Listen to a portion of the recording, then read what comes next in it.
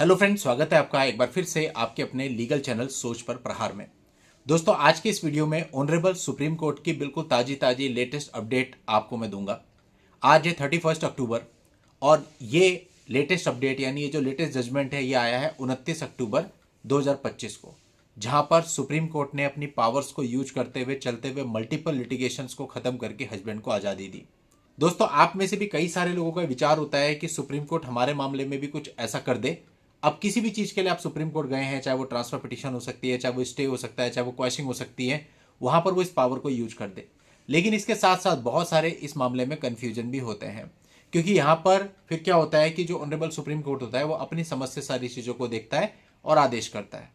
तो ये जान लेना कि किस प्रकार का यह आदेश होता है वो बहुत जरूरी है, इससे पहले कि आप इस चीज़ में पढ़ें। ऐसा ना हो कि कोई दिक्कत आपको हो जाए, कोई ऑर्डर हो जाए और सुप्रीम कोर्ट का ऑर्डर है, आप चैलेंज भी कहीं नहीं कर सकते और सुप्रीम कोर्ट टाइम बाउंड भी कर देता है। तो ये जजमेंट आपको बहुत कुछ सिखाएगा। अब दोस्तों, इस मामले में पहले हम इसका बैकग्राउंड जानेंगे और उसके बाद देखेंगे ये मामला नीचे मैजिस्ट्रेट कोर्ट से होता हुआ सुप्रीम कोर्ट तक कैसे पहुंचा और किस कोर्ट ने क्या डिसीजन दिया और फाइनली ऑनरेबल सुप्रीम कोर्ट ने किन आधारों पर डिसीजन दिया। और दोस्तों, सुप्रीम कोर्ट ने जो भी जजमेंट दिया वो आपको कैसा लगा उसे आप कमेंट करके बताना। दोस्तों, आगे बढ़ने से पहले आपसे कहना चाहूंगा कि आपने अभी तक भी चैनल को सब्सक्राइब नहीं किया है तो फटाफट चैनल को सब्सक्राइब करके नोटिफिकेशन बेल पर जरूर क्लिक कर लें।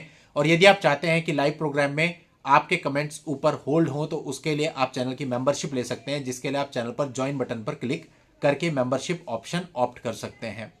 दोस्तों, इस मामले में 2009 में दोनों पक्षकारों की शादी हुई थी। शादी के बाद वाइफ का कहना था कि जो उसके इन लॉज हैं वो उसे टॉर्चर करते हैं, हैरेस करते हैं, जिस वजह से उसे अपना मैट्रिमोनियल होम छोड़ना पड़ा। 2010 में जब वो अपने माता पिता के घर पर रह रही थी वहीं पर उसने एक बच्चे को जन्म दिया। इसके बाद 125 सीआरपीसी का एक केस फाइल किया, डीवी एक्ट का एक केस फाइल किया। तो दोस्तों, डीवी एक्ट के अंतर्गत 5,000 रुपए रेंट, इलेक्ट्रिसिटी और वाटर के लिए, 10,000 रुपए पत्नी के मेंटेनेंस के लिए, 5,000 रुपए माइनर चाइल्ड के मेंटेनेंस के लिए और 5,000 रुपए माइनर चाइल्ड की एजुकेशन के लिए, यानी टोटल मिला के 25,000 पर मंथ का ऑर्डर कोर्ट के द्वारा किया गया। इसके साथ साथ 4 लाख रुपए हस्बैंड को कहा गया एज ए कंपनसेशन वाइफ को देने के लिए और वाइफ को सेक्शन 21 के अंतर्गत माइनर चाइल्ड की कस्टडी भी दे दी गई, यानी कि डीवी एक्ट के अंतर्गत पत्नी को सारे रिलीफ मिल गए।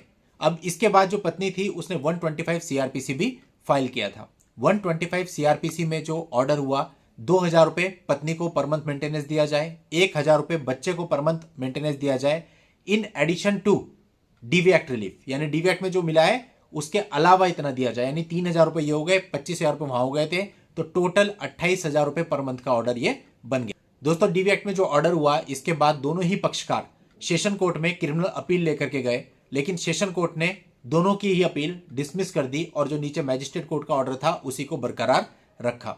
इसके बाद दोनों ही पक्षकार क्रिमिनल रिवीजन लेकर के हाई कोर्ट में गए। हाई कोर्ट ने एक तब्दीली करी। पूरे मामले को देखते हुए डीवी एक्ट के अंतर्गत जो मैजिस्ट्रेट कोर्ट ने 4 लाख रुपए का ऑर्डर किया था कि पति पत्नी को 4 लाख रुपए जो कंपनसेशन देगा उसको हटा दिया, यानी उसे सेट असाइड कर दिया और 125 सीआरपीसी के अंतर्गत जो ऑर्डर हुआ था उसको डिसमिस कर दिया गया। यानी अब पति को 4 लाख रुपए नहीं देने, 3,000 रुपए वो भी हट गए, तो यानी 25,000 रुपए पर मंथ देने हैं, यानी बाकी का जो 25,000 रुपए का ऑर्डर था वो सेम रहा। अब दोस्तों, इसके बाद पार्टी आई थी ऑनरेबल सुप्रीम कोर्ट में। अब सुप्रीम कोर्ट को यह पूरा मामला देखना था। देखिए दोस्तों, 2009 में तो शादी हुई, 2010 में अलग हो गए। इसका मतलब 1 साल या 1 साल से भी कम समय का वैवाहिक जीवन था। आज चल रहा है 2025 जब ये जजमेंट आया है, यानी कि 15 साल लग गए यहां तक पहुंचने में।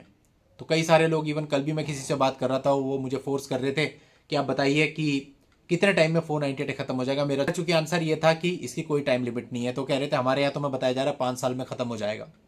ऐसा कुछ भी निश्चित नहीं होता। अब इसी मामले को आप देख लो, नीचे से ऊपर आते हुए 15 साल का समय लग गया। तो यहाँ पे ऑनरेबल सुप्रीम कोर्ट ने भी इस चीज को देखा कि 2010 से तो दोनों पति पत्नी अलग ही रह रहे हैं, 15 साल का समय हो गया है, दोनों के बीच में कुछ लेना देना है नहीं। तो ऐसे में जो मैरिज है इसका इरिट्रीवेबल ब्रेकडाउन माना जाएगा और सुप्रीम कोर्ट ऐसे मामलों में अपनी special power under article 142 of the constitution of India को यूज करके मैरिज को डिसॉल्व कर सकता है। तो इस मामले में भी ऑनरेबल सुप्रीम कोर्ट ने यही किया, आर्टिकल 142 का यूज किया और इस मैरिज को खत्म कर दिया, जिसके अंतर्गत ऑनरेबल सुप्रीम कोर्ट ने कहा कि जितने भी मामले चल रहे हैं सिविल क्रिमिनल जो भी मल्टीपल लिटिगेशन है वो सब क्वैश समझे जाएंगे।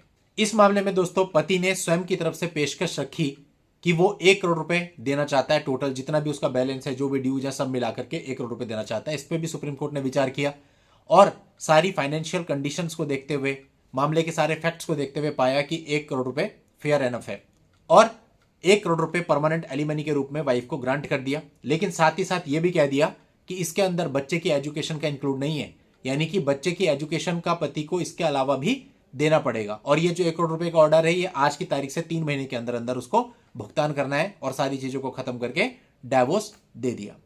दोस्तों, ये वर्डिक्ट अभी 2 ही दिन पहले आई है। कुछ लोग इसे सही बता रहे हैं, कुछ लोग इसे गलत बता रहे हैं, लेकिन जो खास बात है वो ये है, यहां पर पति ने खुद बोला था कि मैं 1 करोड़ रुपए देने को रेडी हूं। अब अगर ऐसा नहीं होता तो यहां पर ऑनरेबल सुप्रीम कोर्ट पक्षकारों की फाइनेंशियल कंडीशन के हिसाब से तय करता और एक अमाउंट लगाता। लेकिन उस कंडीशन में भी प्रॉब्लम यह होती है कि अगर सुप्रीम कोर्ट ने कोई ऐसी फिगर लगा दी जो कि आपको सूट नहीं कर रही, अब आप उसकी अपील तो कहीं कर नहीं सकते, तो आपको कैसे भी उसे फुलफिल करना पड़ेगा। तो इसलिए 142 आर्टिकल में जब आते हैं या आप सोचते हैं कि आपके मामले में भी ऐसा हो, तो इस चीज के लिए भी आपको मेंटली प्रिपेयर रहना चाहिए।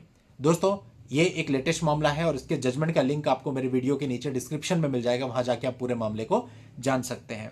आज की इस वीडियो में इतना ही। नेक्स्ट वीडियो में नई जानकारी के साथ मैं आपसे फिर मिलता हूं। तब तक के लिए good bye and thank you for watching. Take care.